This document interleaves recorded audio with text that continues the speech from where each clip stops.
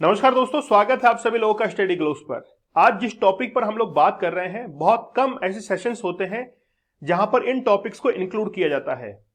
आज हम लोग बात करने वाले हैं चाइल्डहुड ट्रॉमा के बारे में कि आखिरकार ये ट्रॉमा होता क्या है, क्या इसके सिम्टम्स हैं और क्या अगर ये ट्रॉमा किसी के अंदर है तो वो किसी डायरेक्शन में मूव कर सकता है जो कि नेगेटिव अप्रोच हो सकती है।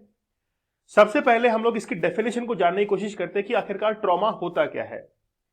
देखिए, जब भी कोई ऐसा इवेंट हो और इवेंट को देखकर आप लोगों के इमोशंस बैकलैश के अंदर चले जाए, मतलब पास्ट को वापस से याद करने लगे, तो वो ट्रॉमा की कंडीशन होती है। अगर कोई बच्चा है, उसके साथ में बचपन में कोई एब्यूज वाली कोई घटना हुई है, उसको अगर प्रेजेंट के अंदर ऐसी कोई कंडीशन हुई है, ऐसा कोई इवेंट हुआ है जिससे वो घटना वापस से उसको याद आ रही है, तो वो ट्रॉमेटिक कंडीशन के अंदर चला जाता है। तो इसको हम लोग कहते हैं चाइल्डहुड ट्रॉमा, हम लोग कहते हैं। बेसिकली अगर भारत में हम लोग देखें तो लड़कियां इससे बहुत हद तक गुजरती हैं। लड़कों के अंदर ये लगभग 6% पाया जाता है, लेकिन लड़कियों के अंदर 15% तक ये ट्रॉमा वाली कंडीशन देखने को मिलती है। लेकिन क्या वाकई में ये आपको एक नेगेटिव अप्रोच की तरफ लेके जाती है? क्या इससे आपको कोई एडिक्शन लग सकता है? उसके बारे में हम लोग बात करेंगे। किसी बच्चे को देखकर क्या ये पता लगाया सकता है कि वो किसी ट्रॉमा से गुजरा होगा अपने पास्ट के अंदर? इन तमाम टॉपिक्स पर आज हम लोग बात करने वाले हैं। मुझे पता है कि इस चैनल के ऊपर ऐसे व्यूअर्स कम हैं जो कि इन टॉपिक्स को देखते हैं, क्योंकि बेसिकली मेंटल हेल्थ के ऊपर ये टॉपिक्स होते हैं और इनको सुनने के लिए और समझने के लिए एक मेंटल स्टेटस चाहिए होता है, एक एक्सेप्टेंस चाहिए होता है।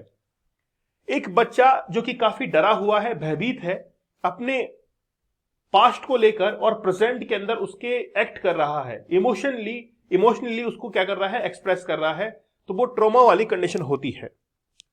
बेसिकली एक न्यूज़पेपर के आर्टिकल को हम लोग आज कंसीडर करने जा रहे हैं कि आखिरकार इसके इफेक्ट क्या होते हैं चाइल्डहुड ट्रॉमा के, और ये आपके फ्यूचर को कैसे, किस तरीके से जो है वो खराब कर सकता है।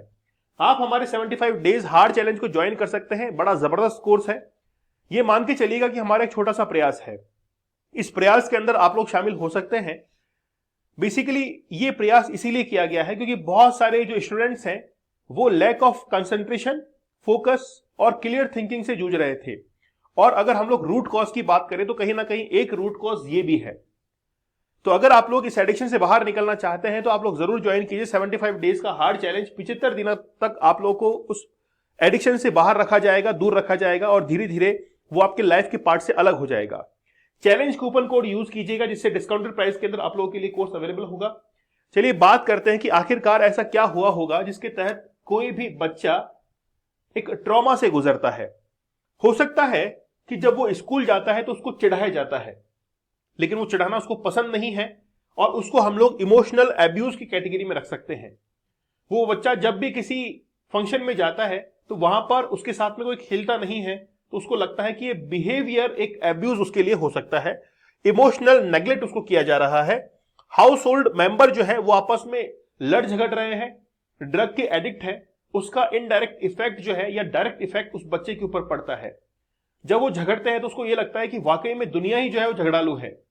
अगर कोई हस्बैंड अपनी वाइफ के ऊपर हाथ उठा रहा है और देखने वाली अगर एक छोटी सी लड़की है, बच्ची है, तो वो ये सोचती है कि हर इंसान, आदमी जो है वो बुरा ही होता है।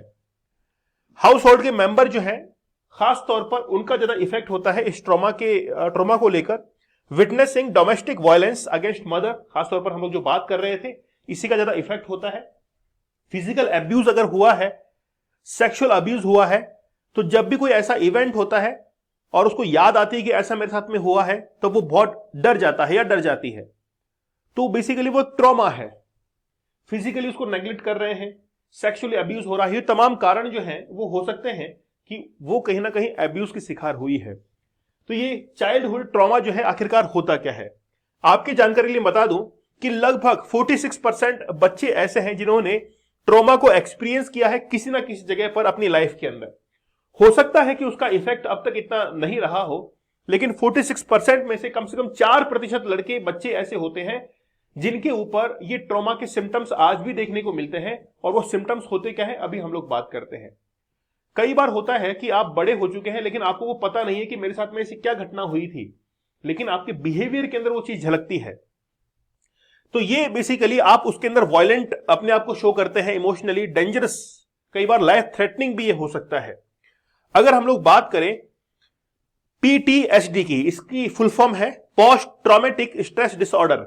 मतलब पहले आपके साथ में कोई ऐसी घटना हुई होगी और जिसके कारण आज आपका बिहेवियर जो है वो चेंज हो चुका है।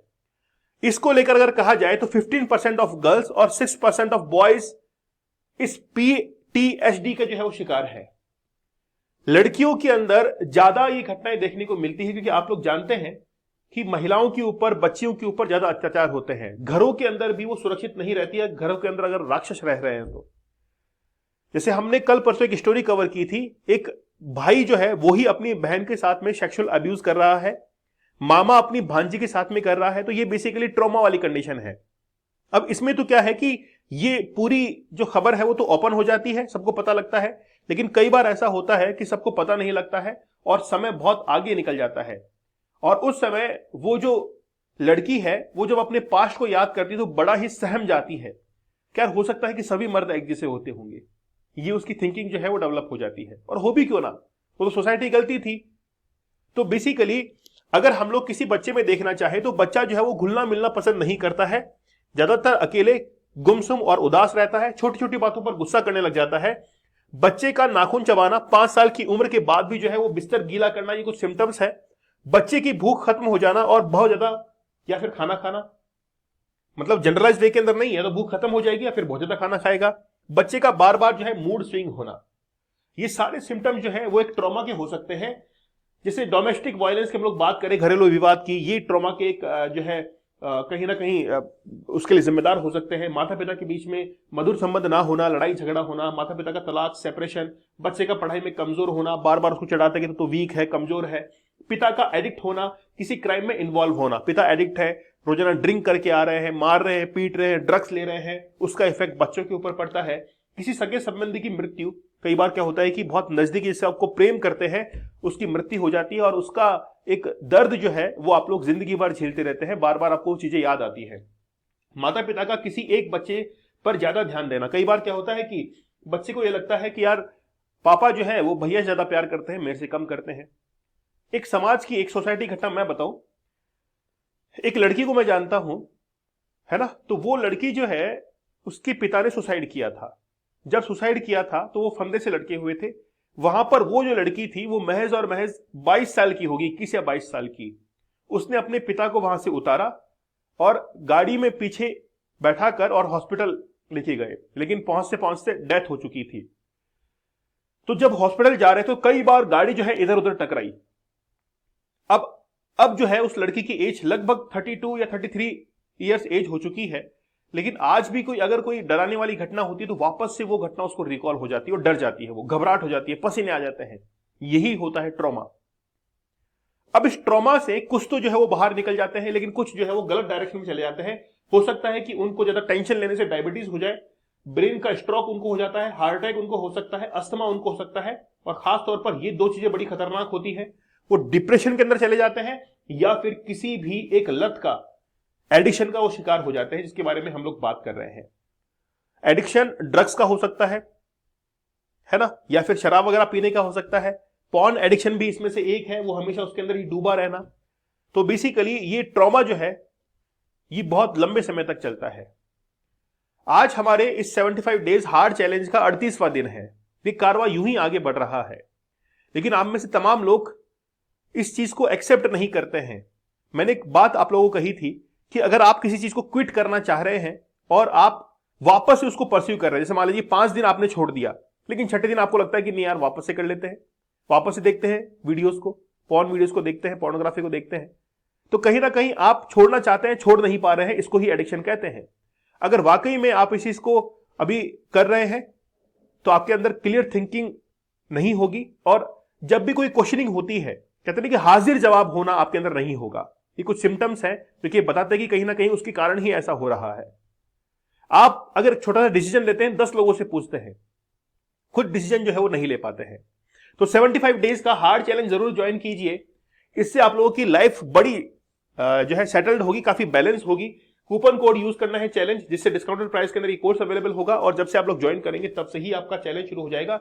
रूल्स को फॉलो करना इसके अंदर सबसे ज्यादा जो है वो मैटर करता है।